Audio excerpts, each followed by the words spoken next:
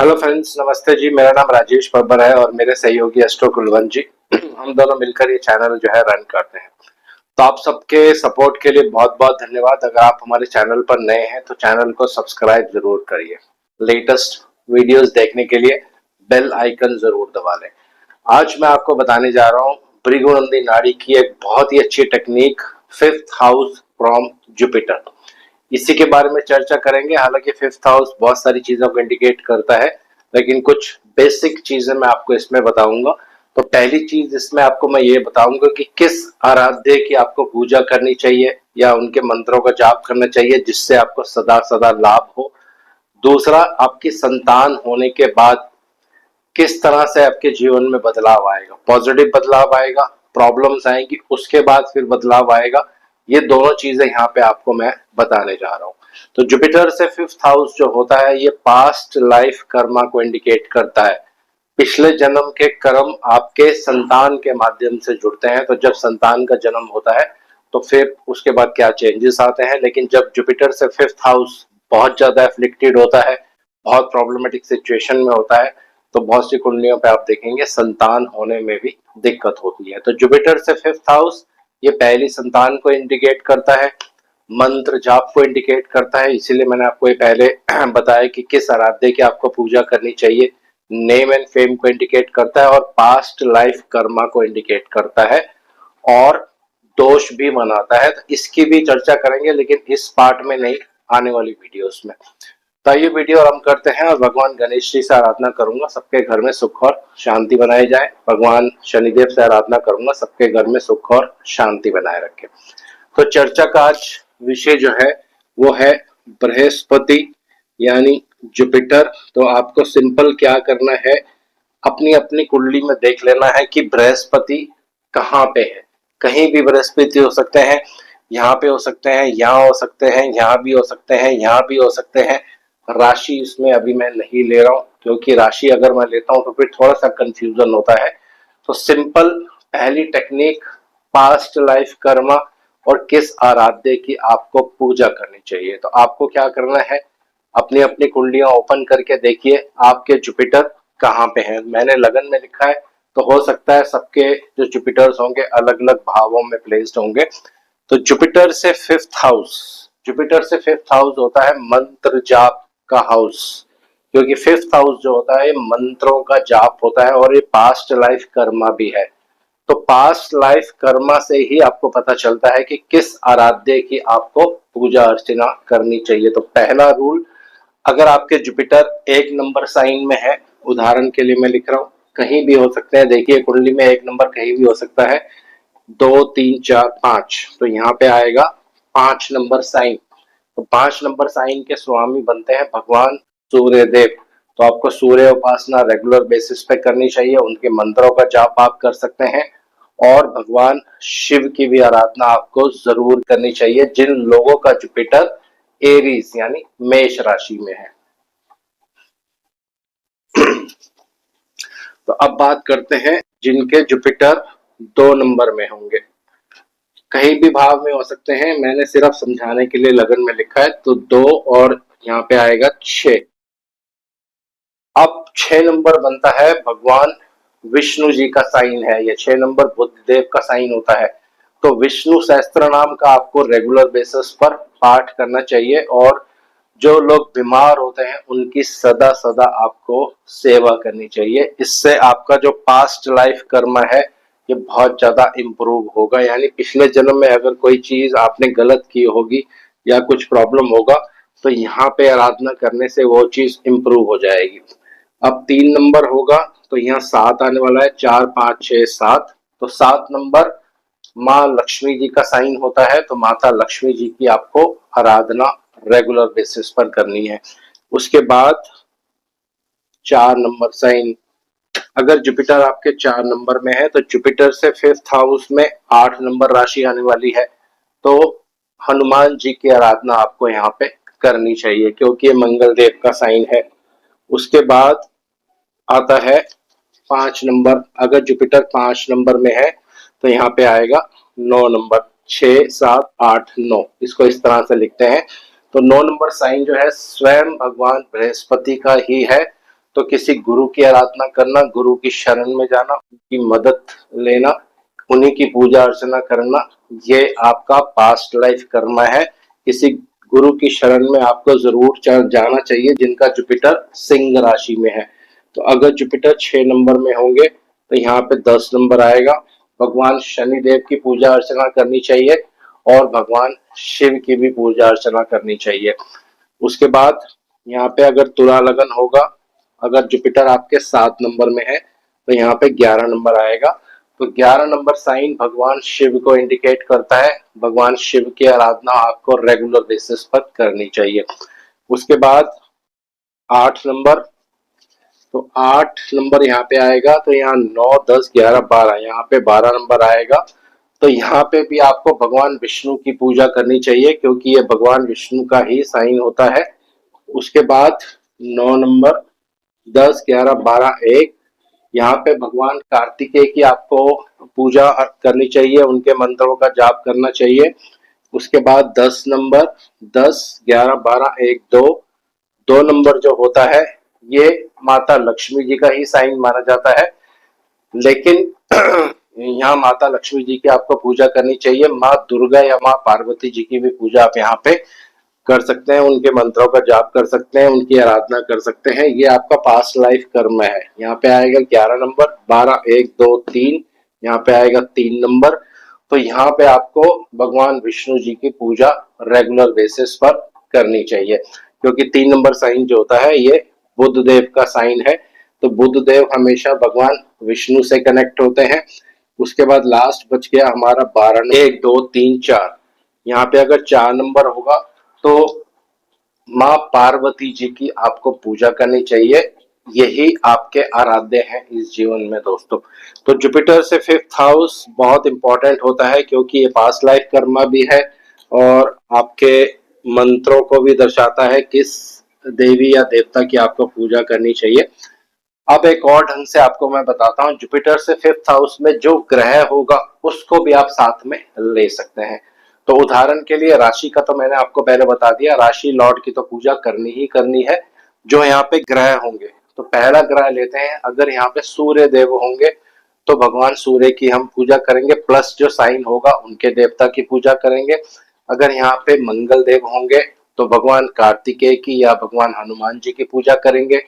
बुध देव होंगे तो भगवान विष्णु जी की पूजा करेंगे। उसके बाद चंद्र देव होंगे तो माता पार्वती जी की पूजा करेंगे या अपनी माता की सेवा करना भी यहाँ पे बहुत आपके लिए शुभ है, शुभदायक रहेगा। और अगर शनिदेव यहाँ पे रहेंगे तो शनिदेव क्या है, भगवान शिव के कारक हैं। भगवान शिव की आपको आराधना करनी चाहिए। भगवान विष्णु की भी पूजा आप यहाँ पे कर सकते हैं, प्लस साइन लॉर्ड जो भी होगा। अगर शुक्र देव रहेंगे तो माँ लक्ष्मी जी की पूजा करनी चाहिए। राहु देव रहेंगे तो माता सरस्वती जी की पूजा करनी चाहिए। केतु देव रहेंगे तो गणेश जी की पूजा करनी चाहिए। तो अगर ग्रह होंगे तो उसके अकॉर्डिंग यहाँ पे आप चीजें जोड़ सकते हैं, प्लस राशि। अगर एक साथ 2 ग्रह होंगे तो दोनों ग्रहों को कंबाइन करके प्लस राशि उसकी आपको आराधना पूजा करनी चाहिए। तीसरा रूल है, अगर कोई ग्रह यहाँ पे होगा उनके साथ चंद्रमा आ जाएंगे, उदाहरण के लिए जुपिटर से 5th हाउस में शनि हो, उनके साथ चंद्रदेव आके बैठ जाए, तो फिर आपको जो आराध्य होते हैं उनकी माता की पूजा करनी पड़ेगी। जो भी शनिदेव के आराध्य मनेंगे उनकी माता की आपको पूजा करनी पड़ेगी क्योंकि चंद्रमा माता के कारक है। तो इस तरह से जुपिटर से 5th हाउस बहुत इंपॉर्टेंट होता है क्योंकि पास्ट लाइफ कर्म है और यहीं पे अगर प्रॉब्लम होती है तो इसका मतलब पिछले जन्म में आपने कुछ ना कुछ जरूर प्रॉब्लमेटिक सिचुएशंस क्रिएट करी हैं। तो इस जन्म में यहाँ पे कोई मेलेफिक ग्रह आके बैठ जाता है, फिर आपको प्रॉब्लम करता है। अब दूसरा बात करते हैं संतान के बारे में। जुपिटर से 5th हाउस जो होता है ये आपकी पहली संतान होती है। अब पहली संतान आपके लिए क्या लेके आने वाली है जीवन में, ये जुपिटर से 5th हाउस और उसका लॉर्ड कहाँ पे जाके बैठेगा, ये दोनों कंबाइन करके हम यहाँ पे स्टडी कर सकते हैं। तो अगर जुपिटर से 5th हाउस उसका लॉर्ड लगन में यानी जुपिटर के साथ ही बैठ जाए, अगर जुपिटर से 5th हाउस का लॉर्ड लगन कुंडली में आपको लेना है, ये ध्यान रखना है, जुपिटर कुंडली से नहीं लेना है।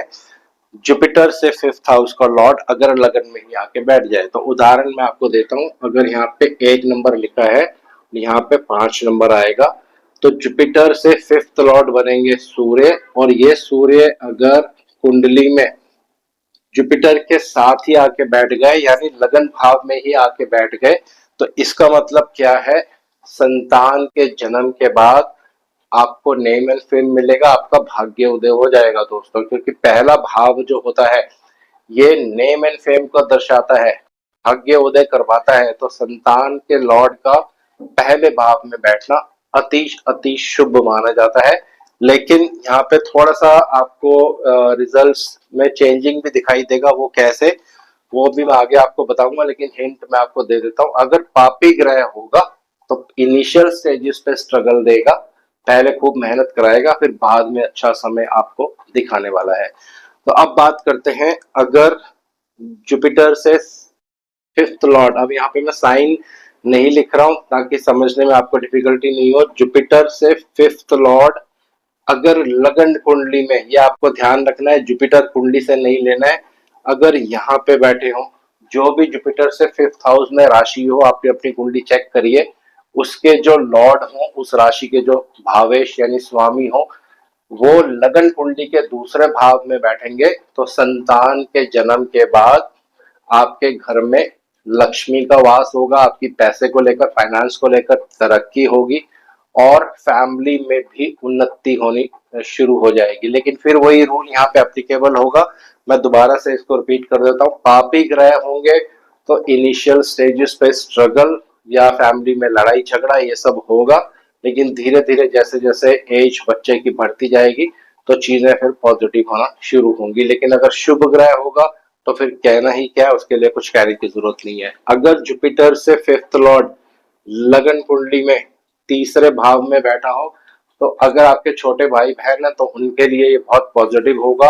आपके बच्चे के जन्म के बाद आपके छोटे भाई या छोटी बहन की जीवन में बहुत तरक्की होगी। और अगर भाई बहन नहीं है तो तीसरा हाउस क्या होता है, कम्युनिकेशन का हाउस है, आपका कम्युनिकेशन स्किल जो होगा बहुत स्ट्रांग होगा। और भी बहुत सारी प्रेडिक्शंस यहाँ पे हम कर सकते हैं, लेकिन मैं बेसिक बेसिक ले रहा हूँ। अगर मेलेफिक होगा तो सेम रूल जो मैंने आपको बता दिया है। अगर जुपिटर से 5th हाउस का लॉर्ड लगन कुंडली के 4th हाउस में होगा, तो संतान के जन्म के बाद घर, व्हीकल्स, प्रॉपर्टी, ये सारी चीजें आपको मिलने वाली है। लेकिन अगर मेलेफिक होगा तो बहुत देरी से मिलेंगी, पहले इनिशियल स्टेजेस में खूब आपको अप डाउन करवाएगा, स्ट्रगल करवाएगा, लेकिन लेटर स्टेजेस में जाके इसको रिजल्ट 100% देना ही होता है, तो रिजल्ट आपको मिलेगा ही मिलेगा।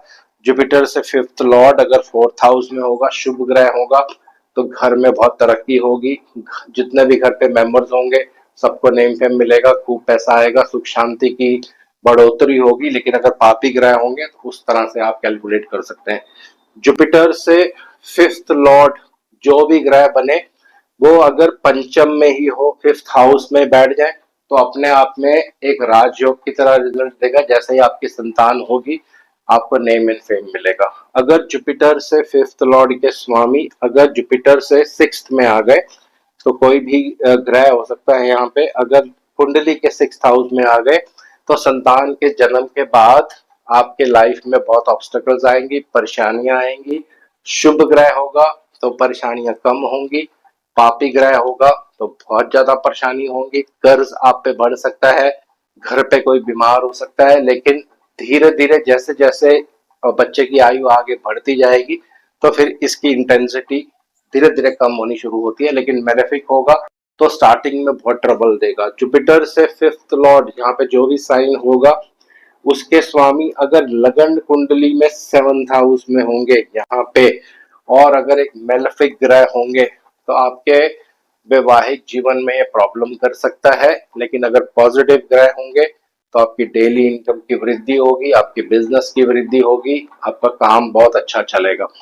जुपिटर से 5th लॉर्ड के स्वामी अगर लगन कुंडली के 8th हाउस में होंगे, तो अचानक से आपके लाइफ में बहुत परेशानियां आने लगेंगी, अगर मेलेफिक ग्रह होगा। लेकिन अगर शुभ ग्रह होगा तो अचानक से बहुत ज्यादा ग्रोथ हो जाएगी, पेरेंटल प्रॉपर्टी भी मिलने के वहां पे योग बनेंगे, अगर जुपिटर से फिफ्थ लॉर्ड यहाँ पे कोई भी राशि होगी, इसके स्वामी अगर लगन कुंडली के 9th हाउस में होंगे तो आपका भाग्य उदय होगा चाइल्ड बर्थ के बाद। यहाँ पे 2 ग्रह भी हो सकते हैं, 3 भी हो सकते हैं, उसकी जो प्रेडिक्शंस हैं वो थोड़ी डिफरेंट होती हैं। जुपिटर से फिफ्थ हाउस यहाँ पे जो भी राशि होगी उसके लॉर्ड अगर लगन कुंडली के 10वें भाव में होंगे तो आपकी संतान के बाद आपका प्रोफेशन बहुत अच्छा चलेगा। अगर आप बिजनेस करते होंगे तो बिजनेस में बहुत तरक्की होगी। अगर आप जॉब करते होंगे तो जॉब में भी नेम एंड फेम मिलेगा और प्रमोशन भी होगी। 10th हाउस प्रमोशन का होता है। अगर जुपिटर से फिफ्थ हाउस में जो भी राशि हो उसके लॉर्ड लगन कुंडली से 11th हाउस में होंगे तो संतान उत्पत्ति के बाद, पहली संतान के बाद आपकी इच्छाएं सारी पूर्ण होगी। आपको फाइनेंशियल पोजीशन में बहुत लाभ होने लगेगा। इनकम के नए रास्ते आपको यहाँ पे जरूर दिखेंगे। जुपिटर से फिफ्थ लॉर्ड यहाँ पे जो भी साइन होगा उसके स्वामी अगर लगन कुंडली के 12वें भाव में होंगे तो संतान उत्पत्ति के बाद आपको लॉस हो सकता है, किसी तरह से हेल्थ इश्यू हो सकता है, परेशानियां आपको स्टार्टिंग में घेरेंगी। अगर मेलेफिक होगा तो बहुत परेशानी होगी, लेकिन अगर एक बेनिफिक ग्रह होगा तो फिर शुभ कार्यों में भी खर्चा होगा। लॉस तो जरूर होगा लेकिन उसकी इंटेंसिटी थोड़ी सी कंट्रोल में रहेगी, कम होगा। तो 2 चीजें मैंने आपको यहाँ पे बता दी हैं। मैं दोबारा से रिपीट कर रहा हूँ, जुपिटर से फिफ्थ हाउस उसके जो भी वहां पे राशि लॉर्ड बनेंगे उन आराध्य की आपको सदैव पूजा अर्चना करनी चाहिए। अगर वहां पे ग्रह होगा तो ग्रह प्लस राशि लॉर्ड दोनों को आप जोड़ सकते हैं। अगर 2 ग्रह होंगे तो दोनों प्लस राशि लॉर्ड तीनों को आप जोड़ सकते हैं। और दूसरा, जैसे मैंने आपको बताया, जुपिटर से फिफ्थ हाउस संतान का भी होता है, पहली संतान का, और ये फिर जहां पे जाके बैठेगा सारा रिजल्ट मैंने आपको एक एक 2 प्रेडिक्शंस यहाँ पे बता दी है। उसके बाद ये भी डिपेंड करता है कि कौन सा ग्रह उसको देख रहा है, उसके अकॉर्डिंगली कुछ कुछ प्रेडिक्शंस में चेंजिंग और वेरिएशन भी आना शुरू हो जाएगा। तो कोशिश करेंगे इसको आगे कंटिन्यू करेंगे with example charts next video में। तो आज इस वीडियो को यहीं विराम दे रहा हूँ। आशा करता हूँ सब कुशल मंगल होंगे। भगवान शनिदेव से आराधना करूंगा सबके घर में सुख और शांति बनाए रखें। जय शनिदेव, जय श्री